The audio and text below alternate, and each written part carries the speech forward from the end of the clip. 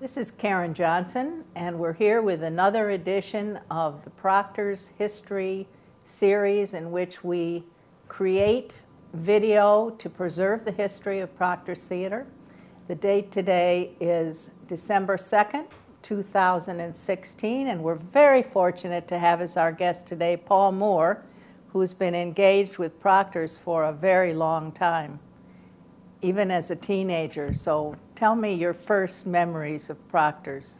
Well, first, hi. Thank you for having me. It's always good to be part of a oral history of something I believe in so firmly as Proctors. My first recollection of Proctors actually goes back to the 1950s, the early 1950s, when, as a young child, I would come to downtown Schenectady and go up and down State Street looking at all the decorations and Christmas, the smell of peanuts being roasted down at Mr. Peanut on the corner, the bell being rung by the Salvation Army, and just the throng of people that would be down here and coming to shows at Proctors.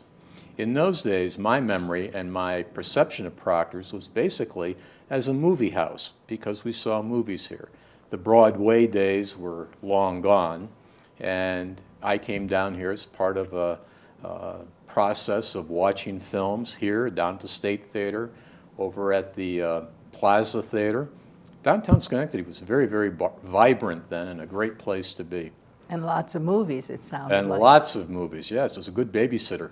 So you know that Pat Riley tells about breaking into the Plaza I Theater. do know that Pat tells that story. I was here You didn't when... do things like that, did you? I didn't do things like that, no. He was a good boy. I was a good boy. Okay, Paul, you became a Proctors board member. Was it in the 1980s?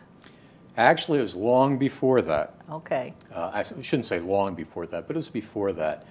When I came back from college, I went out to the University of Colorado between 1964 and 1968.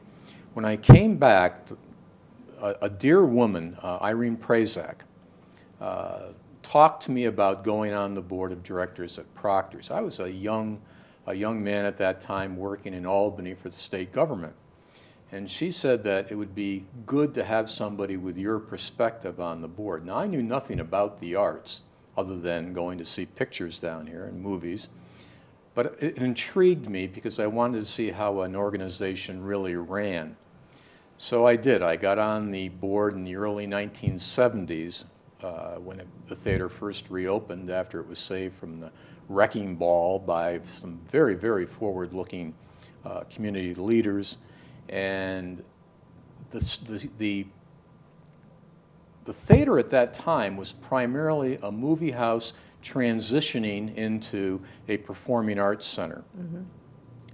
Strategically, we were trying to stay afloat because at that time the board was a very large board, but it represented a series of interests within the community that were very diverse, and each one of those interests wanted to have programming that would reflect that level of community. Now, it's nice from a perspective, if you can afford it, to make that kind of diversity available to the audience, but it also has to come at a price. And the problem became we presented a wide diversity of programming as our charter called for, but the shows did not bring enough people into the theater to make it economically viable. And over time, we ran up a fairly large deficit, which became the centerpiece of every discussion at every board meeting. It was a cash flow issue. It was this overhanging debt. What are we going to do about it? So that was my first involvement with Proctors. And do you want me to talk about the strategy that we used at that time? Well, I just want to put a little color into it because Irene Prazak was a very critical personality in our community, vice president of Mohawk National Bank, right. Very active in a lot of community restoration projects. And I think we also had around that time Arthur Cotton Moore looking at the idea of Canal Square. So the concept of Canal Square, do you remember that? Of course I remember. Well, tell us. You tell us. Of course, because one of the driving forces behind that was LeGrand Saris. Mm-hmm. LeGrand's younger brother Dennis and I went to grade school together. LeGrand, as you know, opened Peggy's restaurant here in the downtown area, became very successful, and tried to revitalize the area around Proctors by putting a moat around it and having different shops and restaurants open up. It was a very forward-thinking economic redevelopment plan for downtown, but it was at the wrong time. And I think it was a little bit undercapitalized, at least that's my impression of it. And it did not materialize quite the way that LeGrand had wanted to. But from our perspective here at Proctors, it was one more thing that was continuing the interest and continuing the growth of developing our audience. And from a board perspective, we tried to capitalize on that and use the momentum that that was providing to begin to develop strategic relationships outside of just the downtown area. Mm-hmm. Now, for example, we were very interested in trying to work in conjunction with the Saratoga Performing Arts Center. Mm-hmm. Herb Chesbrough at the time was the executive director up there, and our board chairman, Ernie Kahn, and I went up and talked with Herb Chesbrough on several occasions about the idea of perhaps developing some joint interests where the programming that they did in the summer we could be supportive of in ways that we heretofore hadn't been, and conversely, when the spring, fall, and winter came, that they could be supportive of what we were doing down here at Proctors. Those discussions never materialized quite to the way that we had wanted them to, but it was interesting that they went on. And our focus throughout all this period continued to be on the growing debt, continued to be on cash flow issues, and that ultimately brought us to the point where our grand solution, or one of the grand solutions, was to have a dance marathon. And the dance marathon... And you were a great dancer. Oh, boy, I could pick them up and put them down. Well, it wasn't for your age group even then. No, it was. no. Tell us about it. The concept behind the dance marathon was Dennis Madden, our executive director, felt that if he could encourage high school students from around the area, students that had been part of the growth of Proctors, to take a more active role in preserving the theater, that we would all be better off down the road. And the way he thought of in terms of doing that was to hold a dance marathon. And the concept was these students would go out to members of the community who they knew, and they would try to get people to sponsor them at this dance marathon, which is going to be held downtown Schenectady. It would last overnight, that these students would be dancing all night, and these contributions to the students would then come to Proctors, and we would throw the students a party like they've never seen before. Well, we kept that part of the promise. We brought in the Jefferson Airplane, we brought in Jan and Dean, we brought in a Beatles show. I mean, we had entertainment. You must have galore. been there. I was there, because Betty Apkarian and I, at the end of it, gave away 2 cars to the 2 people who raised the most money. Of course, they couldn't drive. They weren't old enough to drive, but they had a car. Okay, just be patient. Just be patient. Now, the dance marathon was a wonderful success from the point of view of bringing a large young audience into Proctors and bringing a lot of people together and creating an interest in the well-being of the theater. As a money raiser, it was not a good idea, because the cost of all these top-notch acts that we brought in more than offset the money we raised from the marathon itself. That then got us to a point in time where we needed some kind of infusion of cash to keep our head above water. And that led to a transfer of the board from, I'm thinking now, it was around a 44-member board down to a board of about 8. And that was the board that Harry Apkarian was the leader of. He put together a group of people. I'm sure Betty twisted his arm to do this. Oh, she's been on this show to tell about it, so. Yeah, I'll bet it was quite an arm twisting. But he got together with a lot of the community leaders that he knew personally, and they were able to generate enough cash to keep us afloat, restructured the way Proctors operated, put an emphasis on shows that at least would break even and not be quite the cash drain that prior shows had been. And that began a transformation that is continuing today. That began the transformation away from a movie house going toward a performing arts center to the realization of Proctors as the preeminent performing arts organization in the capital region, to even going beyond that with the many things that we do here that I don't think people are fully aware of. I don't think people know that we run a power plant here, a very large power plant that supports most of the community around the Proctors block. I don't think people know that we run 3 TV stations. We're being filmed now by one of those TV stations. I don't think people know that we manage Capitol Rep in Albany, or that we have now taken over the management of the Universal Preservation Hall up in Saratoga. I don't think people know that we run a farmer's market. I don't think people know that we have several performing arts venues here in the downtown block.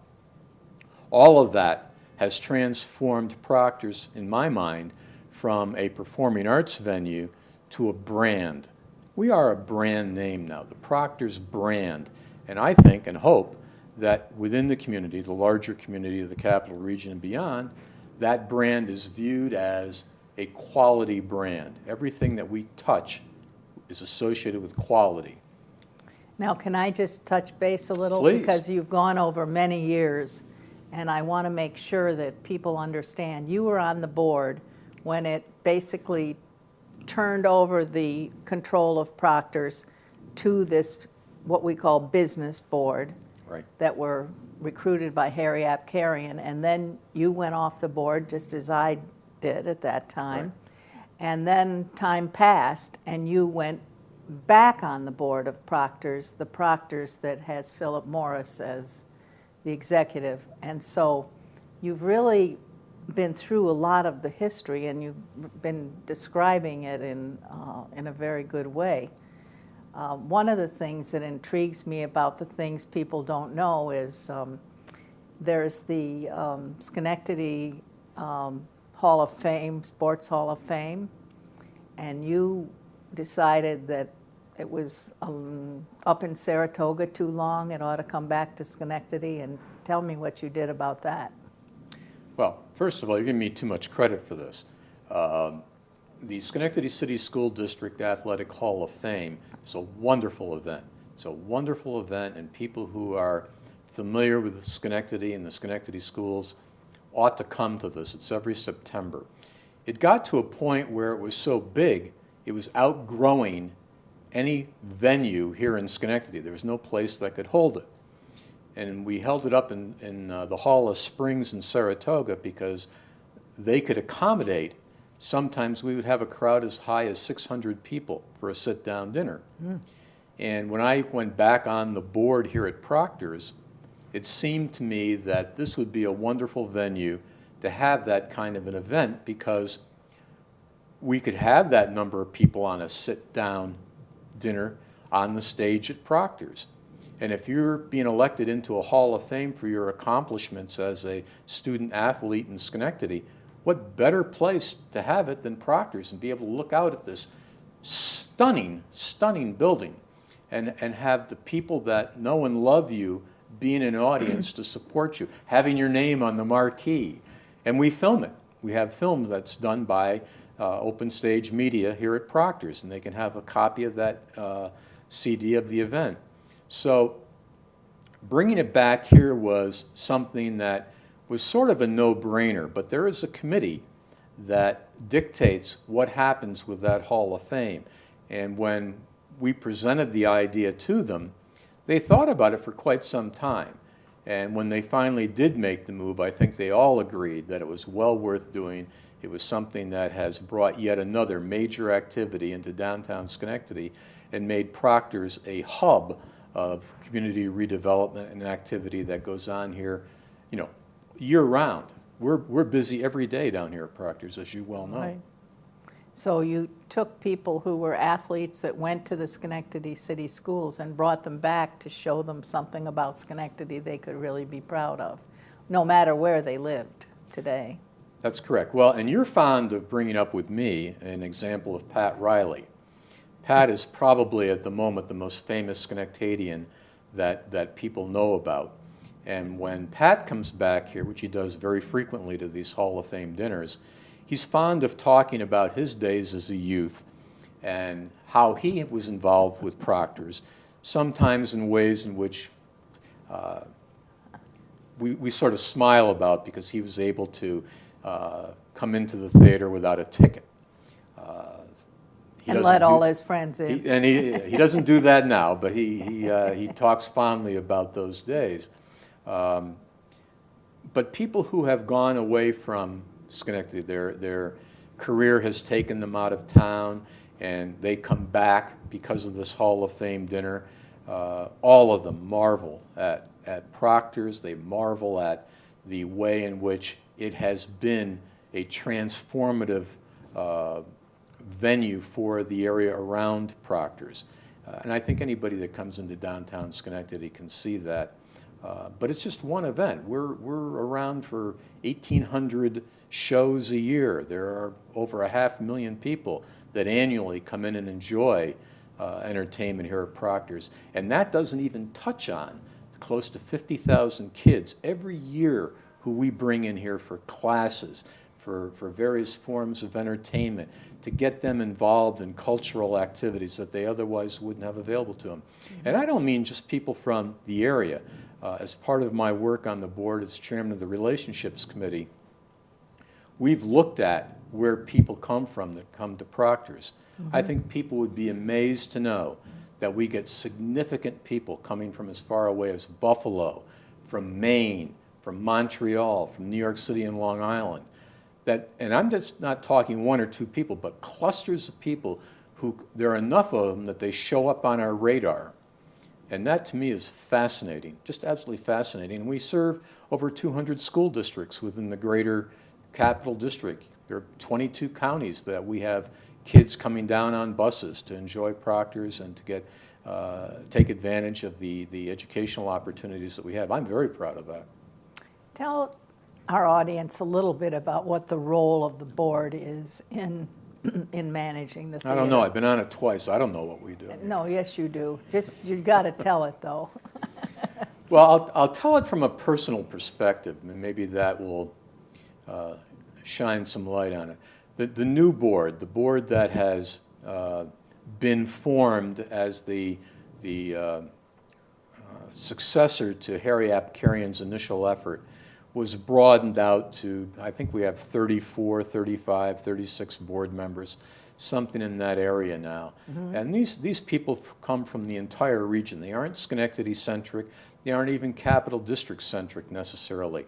They come from very far and wide, representing the kinds of geographic reach we now have.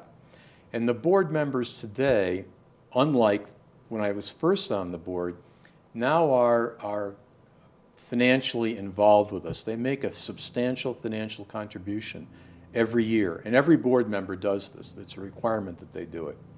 They also have contributed to a major capital campaign that we've had that has brought a lot of improvements to the theater and will continue to do so. They are involved in a committee structure that allows us to get business done in a very short period of time. The old board, the board meetings were 2.5 hours long because you had 30, 35 people all wanting to get a various point of interest across during the board meeting. We don't do that now. It's a much more business-like approach where we have committees set up and the actual work of the board is done through the committee. And committee chairmen report any activities that they've had to the board, and if there's a decision that has to rise to board level, that's where it's done. I happen to be on the Relationships Committee, which I'm the chair of, and our job is to maintain a healthy relationship with the community at large, to do fundraising activities when it's required. I'm also on the Finance Committee, I'm on the Strategic Planning Committee, and as you know, I have self-appointed myself as the liaison to the Historic Committee. There is such a history here, good Lord. People who have been through this theater are mind-boggling, mind-boggling. So I hope that answers that part of your question. Okay, well, you're a busy member. I think the other part of what the board does that is that they review all the budgets, all the strategic plans. So when the strategic committee finishes their work, it goes to the board for adoption. Well, that's an example of when I said that we do work through committees. The Relationships Committee, for example, every board meeting reports on what contacts they've been making, where we stand in terms of our budget goals for raising money, how we're doing with replenishing the endowment. The Strategic Planning Committee has a 5-year plan that they've put together that drives virtually every activity that we do. We review that plan annually, and then we update it as we need to. The Education Committee is involved in working with local school districts, doing joint projects, setting up summer camps and summer programs for kids to come down here and learn about the theater, learn about acting. So yes, the committee structure that we have is incredibly active in working through issues like this and presenting them to the board where there's action that's needed. The Finance Committee is probably the most active of all the committees because it's involved with the day-to-day operations of trying to keep this place afloat. I think, if I remember correctly, the statistic is it costs us $100,000 a week to keep the lights on for this place. That's a lot of money over time. We have a pretty large budget. And when we bring shows in, they aren't brought in because they're going to make a lot of money. They're brought in because people want them, because this community supports them, because 500,000 to 600,000 people a year want to see this kind of activity. And the board structure that we have has their ears to the ground, is able to translate what they're hearing, whether it's in an educational realm, whether it's in a strategic planning realm, relationships realm, into actions that the board overall can take. We're blessed to have had board chairmen that work well in this environment. Rick Karlstrom was the board chairman when I first came on the second time. Fabulous guy, ran this place wonderfully, and for the past, I don't know, 8 years now, 7 years, Tony Mishuda from Cool Insuring has been the board chairman, and Tony is wonderful to work with. He knows how to delegate, he knows how to get things done, and I think that the vision that we've had in moving forward and becoming a regional arts entertainment complex that has this strong brand recognition, and a brand recognition of being quality first above all else, is just wonderful to be associated with. Well, we're glad you're enjoying it. Because if it wasn't fun and interesting, I think the commitment would be a lot less from not only you, but from many other people. And we are, at Proctors, an exciting place to be at every level. Well, let me give you an example of that. When the Proctors' old board had gotten us into a debt situation that we weren't sure how we were going to get out of, after the dance marathon, we actually had the local television stations do a telethon, a half-hour telethon to help us raise money. It was very successful. And during that telethon, which was hosted by perhaps the most recognizable news anchor in this area ever, Ernie Tatro, and Liz Bishop, who now probably is the most recognized anchor in this area. The two of them were the host of this telethon, and I don't remember how well they remember this, but I do because I was part of it. I had to go up into the balcony and give Ernie a check, and I was supposed to say, "Here, Ernie, here is my personal check to help with the telethon." And he asked me, "Well, what is your earliest memory of Proctors?" And I told him that my earliest memory was, as a young child, actually as a teenager, coming here with my girlfriend and going up in the balcony and being, romantic. And he had a look on his face, and I said to him, well, I'm sure you and Liz have done that too. Meaning that at some point in their life, they had probably been to Proctors, and not meaning they had been together like that, but it hit me immediately that that's the way he was taking it. And I said, no, I didn't mean that you and she together were here doing it. And all this preserved on And television. all this was on, live TV. So we got a good laugh about that. He, of course, ever since when I see him, denies it ever happened. But somewhere there's a can of film somewhere, and that's on there. Well, I wonder where that is. I'd love to find it too. I'd love to find it. Is there anything else you want to chat about? Different experiences or thoughts you have about Proctors? Well, I think it's important that as you do these oral histories and people get a better sense and feel for how this wonderful, wonderful theater was able to be preserved, change its mission and scope to be relevant in today's society, how it's now poised to keep moving forward and be a positive contribution to the area. I talked about the many different aspects that we are involved in and how we are interested in doing things that are of high quality. That's never going to go out of style. And the reach that we have, whether it's going to manifest itself in a working relationship with a new casino that's going up in downtown. We already have agreements with them to be their entertainment venue, whether it's going to be reaching down to the community college and working more closely with them and being able to help them and their students achieve goals they're trying to get to, or whether it's working with the broader community of the capital region and being able to be part of an economic stimulus that helps attract businesses from around the country or around the world because of the high quality of culture that we offer here. I'm just looking forward to the next chapter in what Proctors will bring. And I'm going to come down to the green market here on Sundays, do some shopping for locally produced goods, which are great. I bought some pickles down there, which were just absolutely What flavor were they? I don't know, but they were fabulous, fabulous. Well, So that's probably the last thing that I would want to leave people with, other than the fact that they can rest assured that everybody on this board and everything that we are doing is for the betterment of the community. We don't do anything for the self-aggrandizement of an individual or of Proctors itself. It's for the community as a whole. And I think it's been recognized that way. And Lots that of makes me happy. commitment, and we're a Lots. place of fun and thought and conversation. And accomplishment.